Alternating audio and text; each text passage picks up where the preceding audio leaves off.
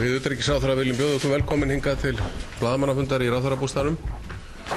Við ætlum að greina hérna frá margvíslegum aðgerðum í þágu heimilana sem að ríkisstjórnin hefur verið með í undirbúningi og að sumt part komið áleiðis en annað í meðferð í Alþingi. Þetta eru margháttaðar aðgerðir sem að snerta ýmsa þætti sem lúta að fjármálum heimilana. Við höfum talið það mjög mikilvægt að koma beint til móts við almenning og hag hins venjulega heimilis við þessar aðstæður sem hafa skapast. Og við ætlum að skipta á milli okkar að fara hér í gegnum þessi atriði. Í fyrsta lagi verður lagt fram frumvarp á Alþingi að létta greiðslubyrði einstaklinga með verðtryggð lán með sérstakri greiðslujöfnunar vísitölu. Þetta gæti lækkað greiðslubyrði á lánum 1. desember næstkomandi alltaf 10% og alltaf 20% eftir 1 ár frá því sem ella hefði orðið. Við teljum að þetta sé mjög mikilvæg aðgerð og hún auðvitað náskyld því sem áður var búið að tilkynna og hrinda í framkvæmd varðandi myntkörfu lánin. Með þessu móti þá frestast hluti af verðbótum þar til síðar á lánstímanum. Við höfum líka beint í til Íbúðalánasjóðs að sýna meiri sveigjanleika og koma til móts við fólk sem á í greiðsluvanda. Það hefur verið fjölgað úrræðum í því skyni, svo sem með lengingu lána, skuldbindingu vanskila, frestun afborgana og rýmri heimildum hvað varðar innheimtu aðgerðir. Við viljum líka og höfum lögfest heimildir fyrir Íbúðalánasjóð til að leigja út húsnæði í eigu sjóðsins, þannig að ef fólk missir húsnæði sitt og það lendir í eigu sjóðsins að þá geta það leigt það áfram. Þannig þetta bjóða fólki upp á það að búa áfram í sínum fyrri íbúðum. Við viljum endurskoða lögin dráttarvexti með það fyrir augum að dráttarvexti lækki í það minnsta tímabundið. Við viljum setja þak á innheimtukostnað með því að breyta reglugerð hámarksfjárhæð innheimtukostnaðar og það gæti tekið gildi 1. janúar næstkomandi og síðan hefur verið flutt frumvarp niðurfellingu stimpilgjalda í tengslu við skuldbreytingar og fleiri aðgerðir sem að þessu tengjast og það ætlunin að fella þau niður og sömuleiðis þinglýsingargjöld sem að tengjast þessu. Við munum gera nauðsynlegar breytingar og lögum til bráðabirgða, sömuleiðis á reglugerðum svo þetta geti náð fram að ganga. Og vil ég nú biðja utanríkisráðherra að taka við. Já, þakka þér fyrir.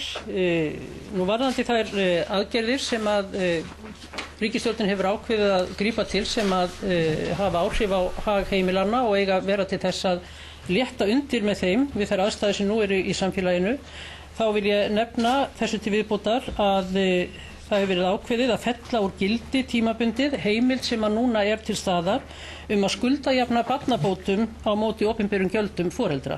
Þannig það verður ekki hægt að ganga að barnabótunum og nota þær til að skuldajafna á móti opinberum gjöldum sem að hafa lent í vanskilum. Þá er líka gert ráð fyrir því að barnabætur verði greiddar út mánaðarlega en ekki á 3 mánaða fresti eins og nú er, sem að gæti þá rétt undir með heimilunum. Ég vil líka nefna varðandi vaxtabætur. Eins og staðan er núna þá er heimild í lögum til að skuldajafna vaxtabótum á móti afborgunarlána hjá Íbúðalánasjóði og þessi heimild verði felld úr lögum þannig að þetta verði ekki lengur til staðar. Varðandi skattaskuldir, þá viljum við liðka fyrir því að hægt sé að semja slíkar skuldir og það verði lögfestar tímabundnar heimildir innheimtumanna ríkissjóðs til að fella niður dráttarvexti, kostnað og gjöld í afmörkuðum tilfellum hvað þessar hluti varðar. Þá viljum við líka reyna að stuðla því að innheimtuaðgerðir verði mildari og þeim tilmælum verði beint til allra ráðuneyta og stofnana ríkisins að milda eins og kostur er innheimtuaðgerðir gagnvart almenningi og þar með talið að takmarka sem kostur er það hlutfall launa sem nýtt verið til skuldajöfnunar. Eins og staðan er núna þá er heimilt að nýta alltaf 75% launa til skuldajöfnunar og við erum sem sagt að fara fram á það að þetta hlutfall verði lækkað og það verði gengið varlega þessa hluti. Þá ein tillaga sem til meðferðar, það frumvarp sem hefur verið til meðferðar í þingflokkunum sem að gerir ráð fyrir því að það sé heimilt að endurgreiða hluta vörugjalda og virðisaukaskatts af notuðum ökutækjum sem seldur úr landi samkvæmt ákveðnum fyrningarreglum sem miðast við aldur ökutækisins. Og upphæðin hún verður endurgreidd eiganda viðkomandi ökutækis þannig að fólk geti þá losað sig við notaðan bíl sem það í erfiðleikum með. Nú þessar aðgerðir, þessar tillögur hafa verið unnar af vinnuhóp á vegum ríkisstjórnarinnar að undirförnu. Sá hópur enn að störfum og við gerum ráð fyrir því að í næsta umgangi þá verði tekið á ýmsum aðgerðum sem lúta sérstaklega að fyrirtækjunum. Þannig að það verði í næsta pakka sem að kemur þá til afgreiðslu í ríkisstjórninni frá þessum hópi.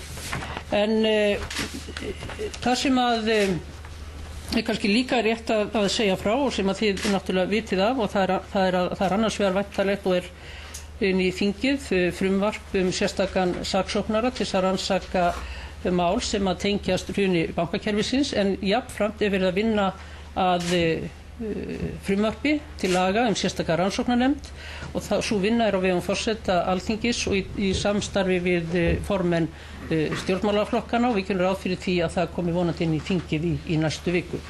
En áður en að þessu loki vil ég fá að segja það og láta það koma hér fram að það hefur verið ákveðið að hætta við loftrýmisgæsluna sem að Bretar átt að sinna hér í desember og þessi ákvörðun tekin á vettvangi NATO. Já, ég vildi aðeins bæta því við að þessar aðgerðir í þágu heimilanna sem við höfum núna við kynnt og hafa verið unnar í starfshæpu á vegum ríkisstjórnarinnar og okkar þingflokka.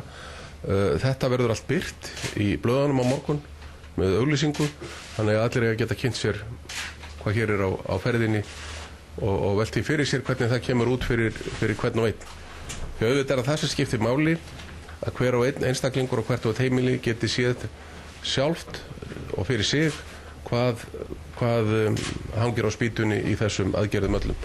Sumt hentar ákveðnum hópi fólks, annað ekki. Skuldajöfnun vegna barnabóta til dæmis mikilvæg fyrir barnafólkið og útgreiðsla mánaðarlega á barnabótum og svo framvegis.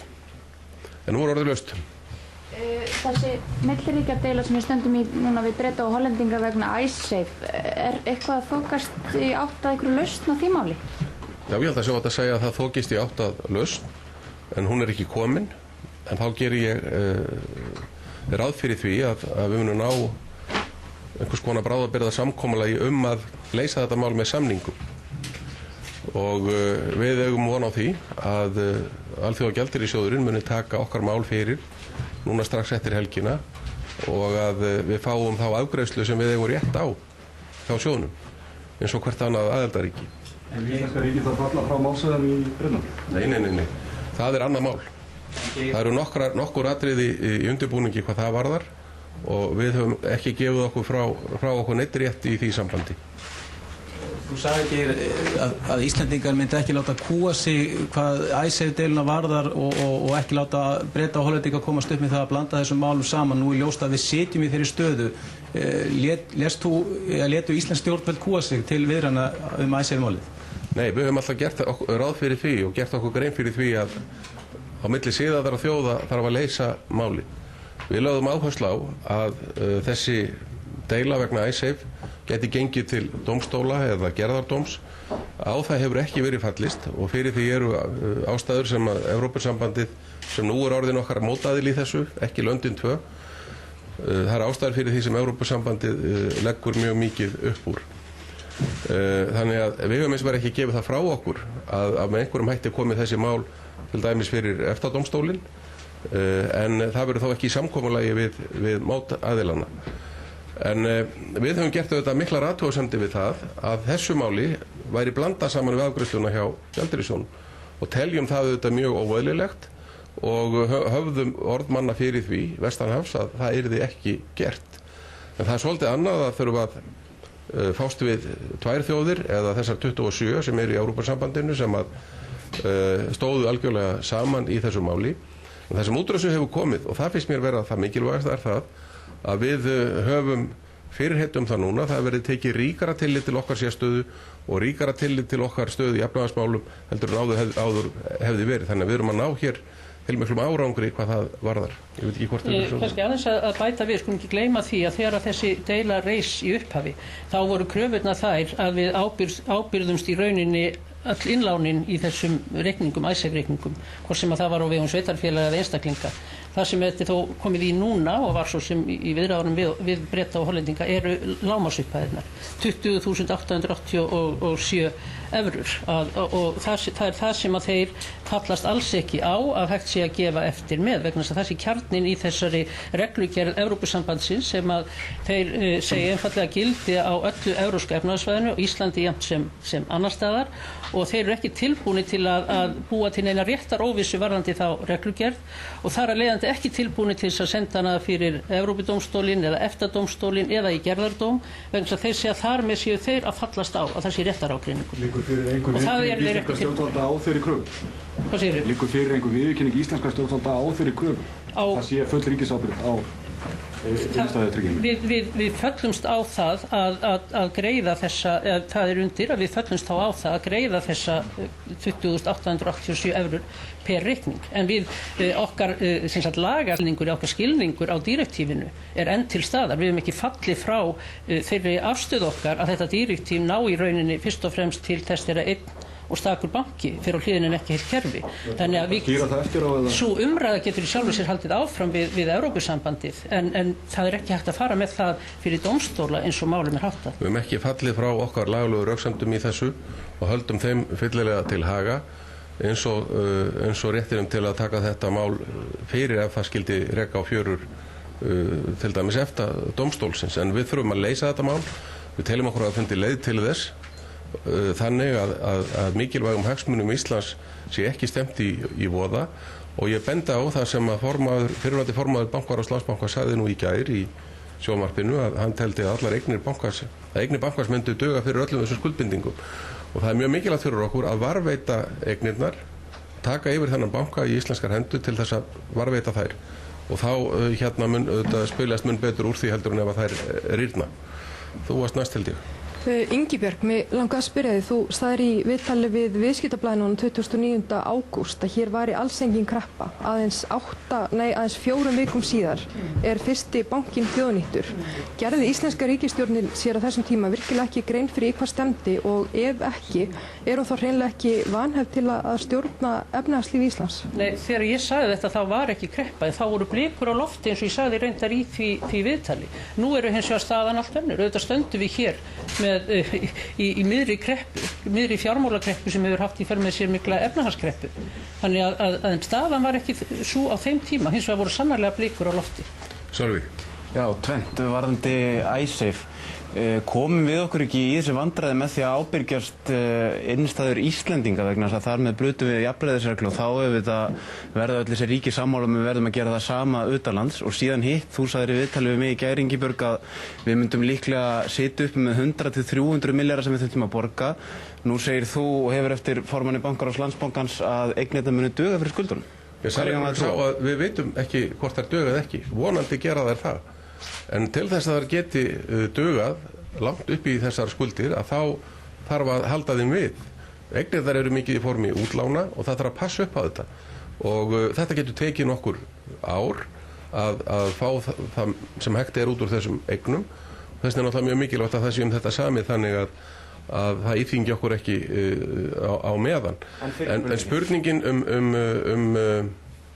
hvað var hún aftur?